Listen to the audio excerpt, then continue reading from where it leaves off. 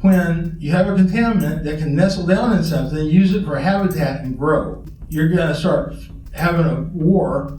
Like I say, the knee-jerk reaction is just use more disinfectant, and that has a chain reaction. Nobody ever thinks, well, let's go ahead and just clean the tank.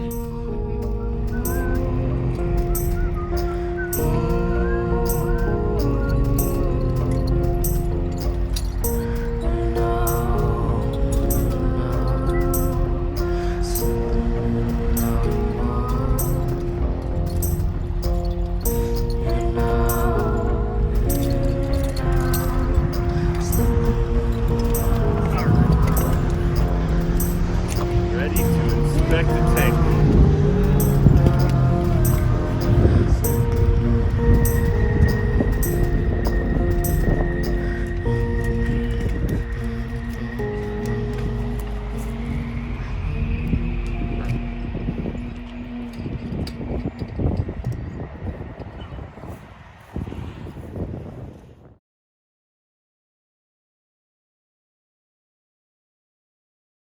A lot of times this comes in one little particle at a time. It can't even be seen, but over years it builds up.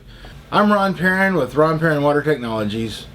My company inspects and cleans water storage tanks and towers. The state requires tanks to be inspected inside and out under regulation 290.46. But there is no specific timeline on when tanks need to be cleaned.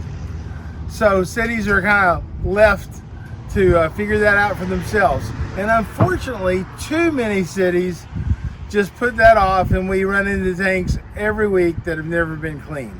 We've inspected probably close to 6,000 water storage tanks and towers since 1997. We use an underwater camera, and we look at the interior roof and also the underwater conditions. We're looking at the conditions of the paint, looking for structural soundness, make sure the paint's still doing its job, but also we're looking at what's on the floor of the tank. And what we find is that over time, sediment builds up in the floor of the tank, one little particle at a time. A lot of these tanks go 20, 30 years without being cleaned, and when we find that, we find an average is up to 3 inches of sediment. And that can look like this. That's less than, it's about a 1/4 inch of sediment there. I was really surprised how much sediment there was in the bottom of tanks. I'm Len Pardee. I'm currently employed by Ron Perrin Water Technologies. I'm the Environmental Compliance Officer and the primary inspector of water tanks. My background is I have a degree in environmental engineering from Syracuse University, and I'm retired from the Environmental Protection Agency. I worked there from April of 1979 until September of 2008, and from 1979 until June of 1995, I was employed in the drinking water section of the water supply branch. I fully expected when we opened the hatch of a tank and looked down in there that it was just going to be bright clean, almost looked like the inside of what you would expect like a milk truck, like a stainless steel milk truck was going to look like on the inside, and was, disappointed in most of the tanks, and that you look in there and they're not only corroded and sometimes leaking, but that there's quite a bit of sediment on the bottom. This is very important because the sediment that accumulates over time in the bottom of almost all water tanks can contain bacteria, viruses, any kind of living microorganism can, if it gets in the tank, can find the sediment and make a home. It's a good habitat for anything that wants to grow. It can hide from the treatment chemicals, and it can reproduce and become a problem. It has a variety of shapes and forms. It has a variety of colors. Two never look the same. But even in an 1/8 inch of sediment, there can be billions of bacteria. Usually whenever someone says microbe, they really mean something you can't see with the naked eye. So it can be everything from viruses, which are probably the smallest living particle, up to protozoa, which are bigger, but they're still hard to see with the naked eye, things like amoeba and paramecium. In between there, you have bacteria. My name is Christopher Parker. I'm an assistant professor at Texas Wesleyan University, and I teach microbiology and immunology. Pathogens have several different ways in which they can survive their environment. One way that they can survive is, for example, the bacteria Legionella. It is a water bacteria, but it also lives inside of amoeba, right? So if you have a water sample that has amoeba, and inside that amoeba you have a Legionella, then that Legionella is not being attacked by the chlorine or whatever you're treating the water with whatsoever. Another possibility is that pathogens also have a way of becoming what's called spores. All right, and so if a bacteria has the ability to form spores, like if they're in the soil, and most soil bacteria can, if they form a spore and those spores end up in the sediment within the tank, then it's conceivable that those spores would not be affected by the chlorine because spores are specifically designed to be resistant to environmental conditions, whether it's chlorine, heat, acid, harsh conditions, no water, more water, whatever. So it's possible that the pathogens can find a way around. 4-year-old boy died after contracting a brain-eating amoeba while playing on a slip and slide at a Violet home 5 weeks ago. This is the third case stemming from that brain-eating amoeba in the last 2 years. The CDC and DHH will continue to monitor the water system and test for that parasitic amoeba. In 1991 to 2000, we had a lot of cases of waterborne disease outbreaks. 21% was caused by the parasites like Giardia, Cryptosporidium, and Naegleria. They call that brain-eating parasites. I'm Said Samawat, and I've been working in a city municipality for 17 years as a microbiologist, a water quality specialist, and a sampling supervisor. And potable water really is just another term for drinking water. It's just water that's been treated to the quality requirements specified in the Safe Drinking Water Act and the Primary Drinking Water Regulations. The way the water distribution works is that the raw water from the lakes, different lakes and reservoirs we have, they are kind of piped into the water treatment system and water treatment plants. And then it goes through a series of the cleaning process and disinfection process. After it's filtered, it goes through the disinfection. And after that it's been disinfected, they will send them to the storage tanks. And from there, it's been distributed to all the residents. Public potable water supplies have contaminated entire populations. In Colorado, Milwaukee, the best thing you can do is make sure your water storage tanks and towers are clean. You wouldn't drink out of a dirty glass, so there's no reason to drink out of a dirty water storage tower. When I was handed the samples, what I did was I mixed the samples up to try to get anything that's on the bottom of the sediment into the liquid. And then I took some of that liquid and added it to nutrient media, chemicals that allow the bacteria to grow. All right, so I took those samples and put them on an agar plate and then let them grow overnight at 30 degrees Celsius. Once they had grown, I was able to look at the actual colonies that were formed and look at the number of different types of colonies and the sizes of the colonies and the colors of the colonies. And based on the different numbers and sizes and colors, I was trying to get an estimate of the different number of bacteria that are in there. And what I saw was that in some of the samples, there was a large variety of bacteria that were present in these samples. And in other samples, in one of the sediment samples, I didn't get anything. So they're not all contaminated. Most of the parasites and bacteria, they grow a lot better in a warmer temperature, especially with the water towers. They are above the ground and exposed to the high temperature. The bacteria grows a lot faster. When the chlorine comes down, chlorine level goes down to less than 0.5, it becomes alarming.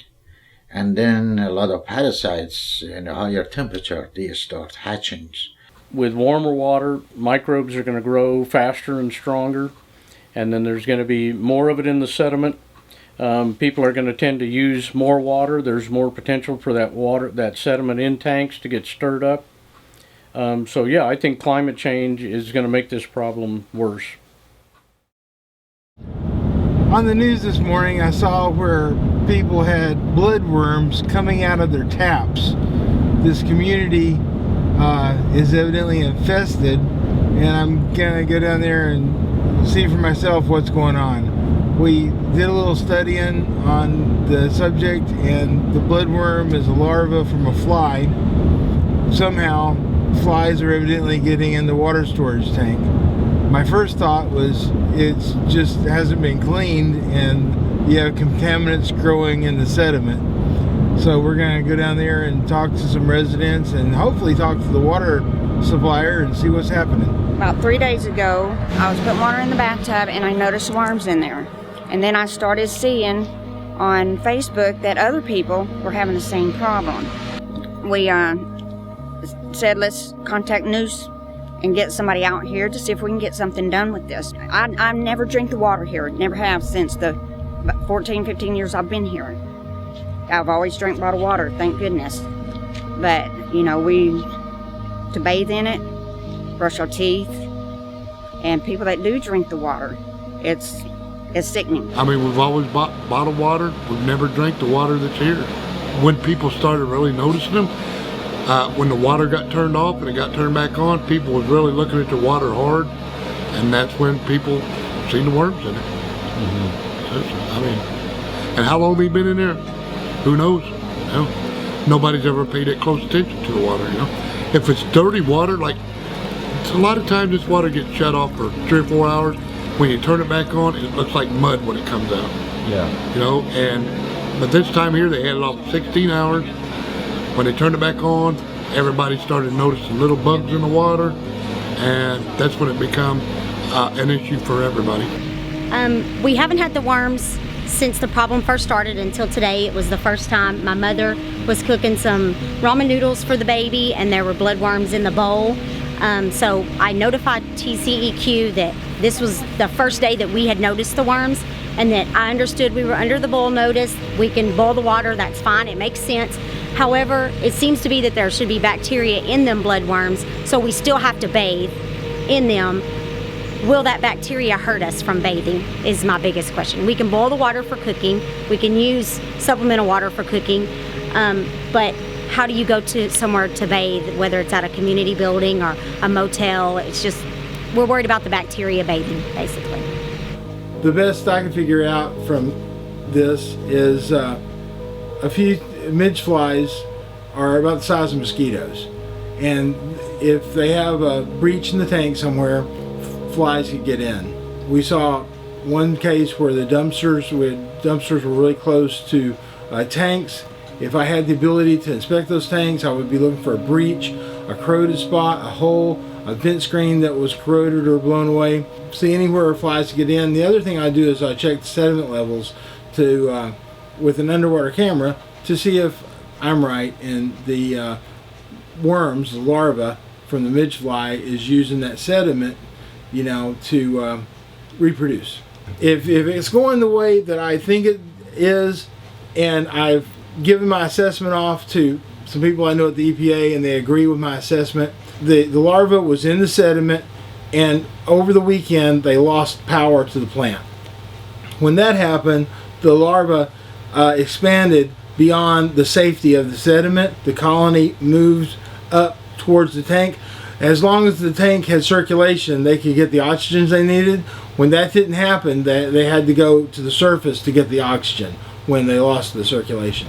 So they had 2 days to expand out into the tank. Then when the pumps came back on, the little worms were pumped into the people's taps, bathtubs, toilets. Yeah, in the smaller towns, they can't realize the economies of scales that the big system can. Their tanks tend to be in pretty bad shape. But that's not true necessarily across the board. I've seen some fairly prosperous towns that they just didn't devote the effort to their storage tanks that they should, and they're in pretty bad shape. They've got quite a bit of sediment in there and quite a bit of rust inside the tanks, and I get surprised occasionally by that. But as a general rule, the smaller the system, the worse shape.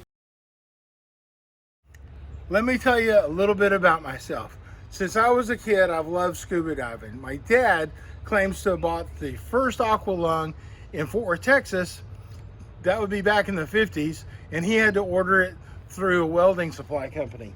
I even have one of his original harnesses still. Actually, I have all of his dive gear. This one was just in my office and easy to grab. This looks like a torture device more than something to hold a aqua lung on your back. On top of seeing my dad dive, my favorite TV show was Sea Hunt with Lloyd Bridges. I love that. I didn't think there was really much chance of me making that into a profession. But after I was a police officer for a while, I heard about a company that came into Keller, Texas from out of state, and they inspected the water storage tank. That fascinated me. They used scuba diver to do it. So that was in the early 90s. I went out, looked at the report, said I can do this, and we started doing it. By 1997, I had started my own company, and we've been doing it for 23 years now. We use dry suits to protect the water from us. Then we're washed down with a chlorine solution, and it lets you enter the water system and remove the sediment that can contain bacteria, protozoa, and viruses. This is very important that this stuff can live in the bottom of a tank undetected and unknown, because when they do a water test, they're testing the water. They're testing the water in the system. They're testing the water 3 foot off the tank floor. So when we take a sample of sediment, then they can really see what's going on. And some of our customers have found soup to nuts, everything you can imagine they found in the tank sediment. The EPA has written papers about it. So there's always this war going on, the treatment chemicals versus whatever's growing in the tank sediment, but that doesn't have to be, because a little housekeeping goes a long way. My experience at the EPA gave me a perspective in that we paid a lot of attention to source water and the water coming out of the treatment plant and the wells, but it showed me that we should have been back then paying a whole lot more attention to the distribution system, and especially the water storage tanks. Our deal is we need a regulation that puts a timetable on getting tanks cleaned. Texas has a rule under Texas Administrative Code 290.46 that says tanks have to be inspected once a year, and tanks get inspected once a year as a result of that rule. We also need some guidance on when you're supposed to clean. It just can't be as needed, because everyone doesn't do the same kind of inspection. Some people look inside water tanks and some people don't. My company uses underwater cameras to see what's going on inside a water storage tank, and when we see sediment levels building up, we can go back in and clean it with a diver. However you clean it, whether you take it out of service and clean it with your own people or hire a contractor to come in and clean it, they just have to be cleaned periodically. The American Water Works Association says you should clean a tank every 3 to 5 years or as needed. It doesn't matter how long ago they cleaned their tanks, they need to clean them again. We inspect tanks with an underwater camera so we can show them what's going on, and then we go back with a dive crew to remove the sediment while leaving the treated drinking water in place. The diver dresses up in a dry suit. He's washed down with a chlorine solution so he can get into the water system, remove the sediment, and then we videotape the clean tank. Job's pretty smooth. If you have a good crew, it's very smooth. We're all pretty much experienced. We all went to school for this. You know, we've done a lot of training. I'm Edwin Hernandez. I'm the lead diver here for Ron Perrin Water Technologies. Spent some time offshore right after Ocean Corps, graduated in 2016, and spent like about a year and a half offshore. Then I came here. Edwin had a fairly typical start. He graduated, he wanted to work offshore, and he gave that a try, and he found out that that offshore life wasn't necessarily for him. Hi, I'm Jeff Brown. I'm the Director of Student Services at the Ocean Corporation, a school that teaches commercial diving that has been around since 1969. And we want to talk specifically about one of our graduates, Edwin, who graduated almost 2 years ago and has experienced a lot of success at Ron Perrin Water Technologies. And my job here at the Ocean Corporation is to help students succeed while they're in school and then to help them start their new career once they get closer to graduating. And that certainly has happened with Edwin. So he had tried that the offshore in the Gulf of Mexico, and found out that water treatments, diving in tanks, just fit his personality better. Usually takes about this size of a tank. It takes about, how long I was down there for, like an hour and 30 minutes. Really easy. It's really not hard work. You just got to know what you're doing. We use commercially certified divers to clean water storage tanks and towers. This is important because water storage tanks and towers pick up sediment over time, and this sediment can harbor bacteria, protozoa, and viruses. The best way to keep that stuff out of there and to keep it from getting a foothold in your water system is to keep your tank clean. It's very different from, obviously it's a whole lot different from being out of the water. Everything's very slow. Everything's very focused. You have to be focused on everything you do, very detailed work, and can't really mess up down there. That could be fatal. We are cleaning a 25,000 gallon ground storage tank here in North Texas. Joe Riley is our diver today, and we're going to be removing sediment. First we set up our dive rig, which is compressors, leads to the volume tank, to the filters, to the hose, to the umbilical, main air, to the hat, and then to your lungs. That's the air process. What's that suit you're wearing there? It's a dry suit. Yeah. It keeps me fully enclosed. You have your wrist seal here and neck seal.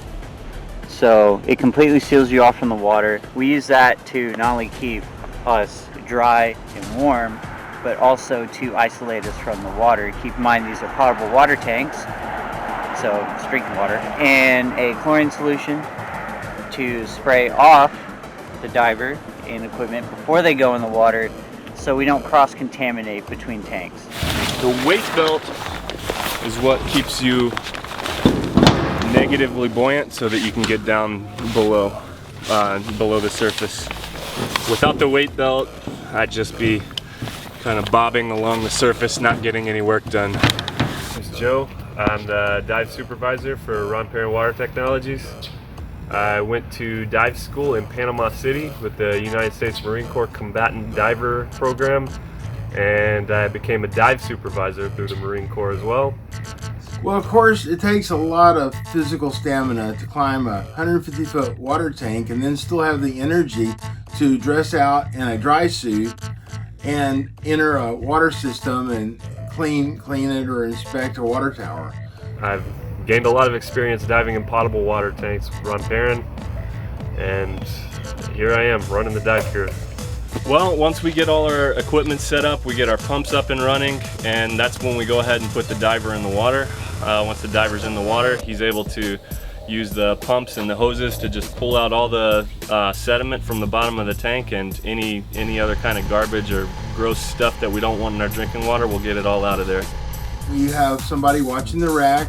The diver is inside the tank, of course. He has a tender. We will usually have another ground person just going back and forth, making sure that they have everything they need on the top. So you have somebody top of the rope, bottom of the rope, inside the tank. Make it hot. Okay. So our crew technician just told us to make the suction hot. So our guy down there, making it hot.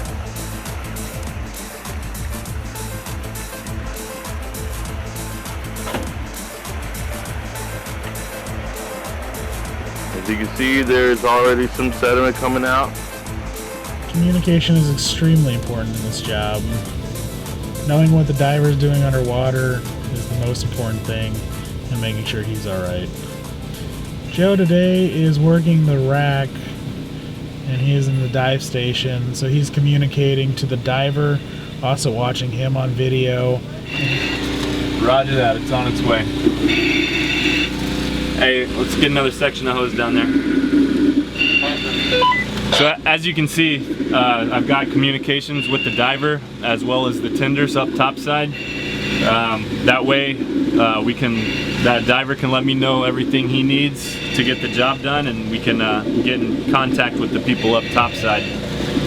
We've also got eyes on the diver's air supply, and while monitoring all this stuff, we can make sure the diver's not in any kind of danger and he's got everything he needs. And they'll rotate, usually 3 divers, and then we have Victor, who's our ground man. He keeps the generator and pump and everything gassed up and lubricated. Again, that's our external hose, which is connected to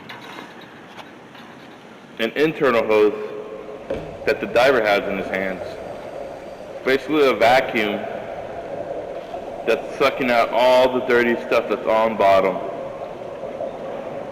Soon it'll be clean and good to drink. These tanks could be really, really dirty sometimes. Sometimes they could be half cleaned, or sometimes be barely any sediment. So as far as conditions go, I would say don't stir it up. Don't stir up the sediment like as soon as you get to the floor. It's really easy to lose your viz and stir up the whole tank, especially on the smaller ones. But yeah, just don't stir up the sediment in there. It'll be easier. Well, if it's normal sediment, 1/2 inch to 3 inches, we can usually get that done in a day. Every once in a while, you run into one that has feet instead of inches, and that can take a couple of days. Oh, there's more sediment now.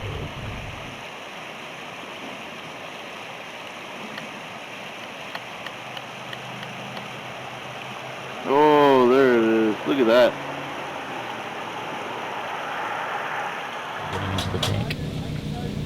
So when we show up on dive site or dive cleaning, the first thing is to do our JSA. JSA stands for Job Safety Analysis. So we'll have a run through about climbing, fall protection, slips, trips, and falls, job hazards, and then controlled hazards, how we avoid those things. Our second step would be evaluate where we're going to set up all our gear, where we're going to rig it to.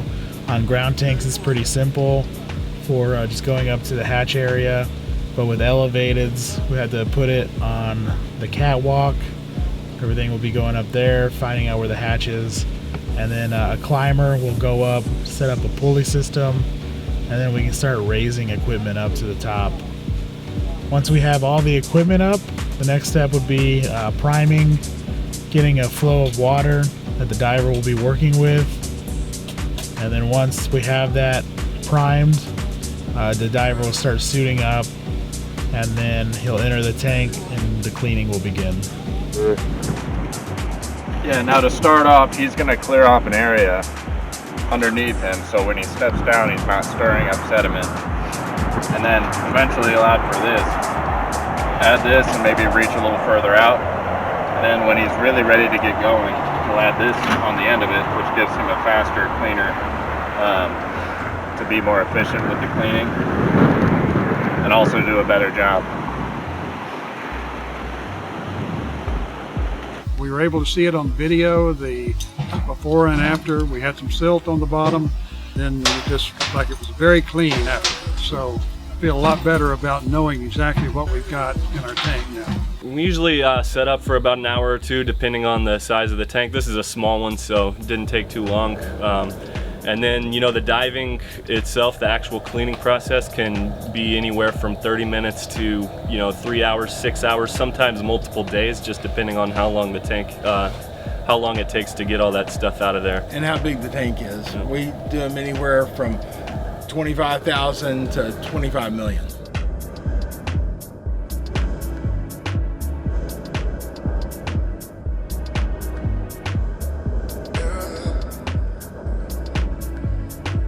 We've been with Ron Perrin Technologies for over 20 years actually. So we've been pleased, really good service we got from them every time, and they're really quick about responding to any needs we may have. Today we're here in North Texas. We're cleaning this 600,000 gallon standpipe. Robert's running the ROV that's inside the tank. We call him Wally. He is a robot tank cleaner. When tanks are this tall, this deep in water, we don't like to put a diver in, because when you're in over 100 foot, you're supposed to have a decompression chamber. And that makes the price of cleaning this facility really cost prohibitive with a diver. So we can deploy Wally and get the job done with no risk to human life at all. Wally's able to get down there and clean the sediment off the bottom of the elevated, well, in this case, a standpipe. That's so important because at the bottom of this, you can have bacteria, protozoa, and viruses. And by able to deploy Wally in something that's this tall, well, we can save a lot of time, water, and money not having to drain this and do all the steps you have to do when you take a tank out of service and put it back in service. Wally is built for and only used in potable water storage. He's washed down with a chlorine solution, as is all the hoses we put inside the tank. We're able to get him down and put him to work.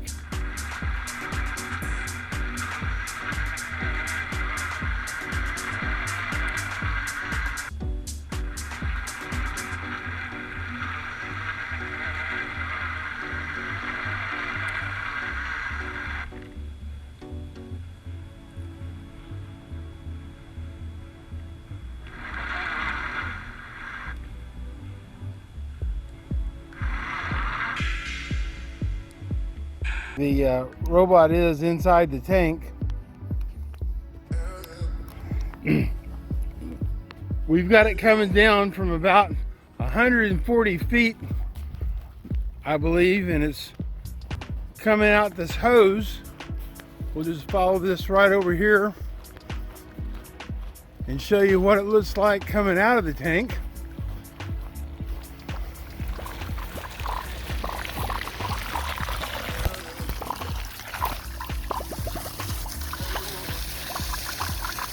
Pretty clean coming out right now, but as he gets into more sediment, you can see the water turning.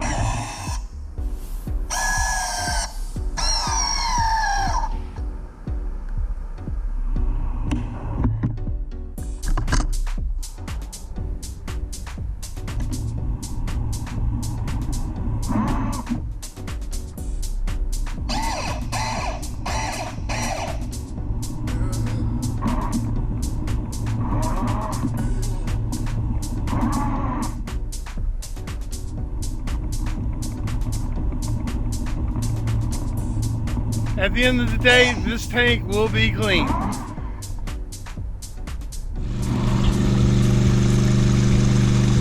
It's important to clean your tanks so they won't look like this.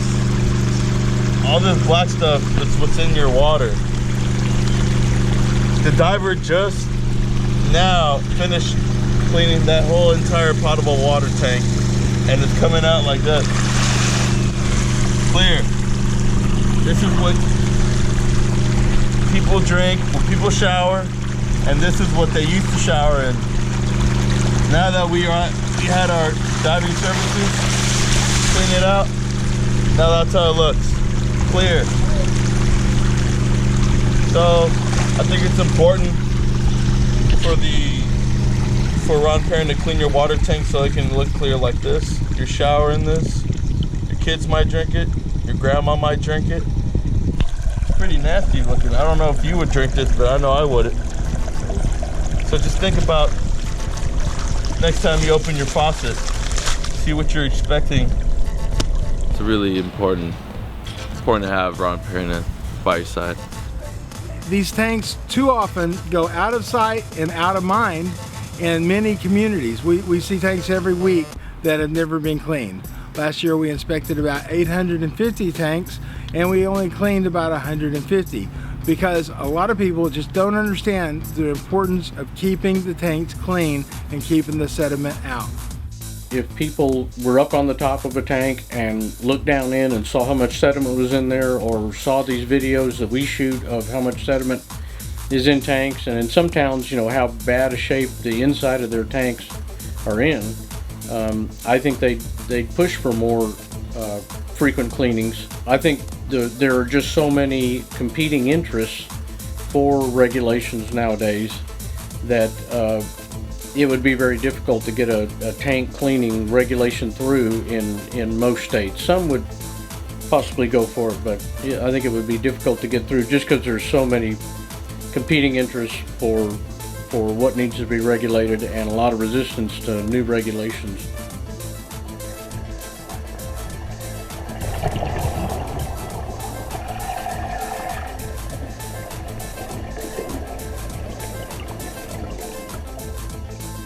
Being approached by this whole project made me realize that we don't really think about the water towers. You know, and with the recent papers coming out with the EPA, obviously more people are starting to become more concerned about it. And I think that's a good thing. I think the more safety we have, especially with all the outbreaks that happen all the time, a lot of times we don't know where they come from, sometimes we do. But the more we know about it, the safer we can be, and I think that's a good thing. What we've learned is we're fighting a war in the water storage tank. Chlorine is keeping all this stuff at bay. But when it gets too big or the chlorine gets too weak, we're losing the war. When we lose the war in the water tank, people get sick. Sometimes people die. Let's get rid of the sediment in the water storage tanks and fight the war back at the water treatment plant where we're treating the water. We understand the war there. We can completely win by removing the sediment in the water storage tanks.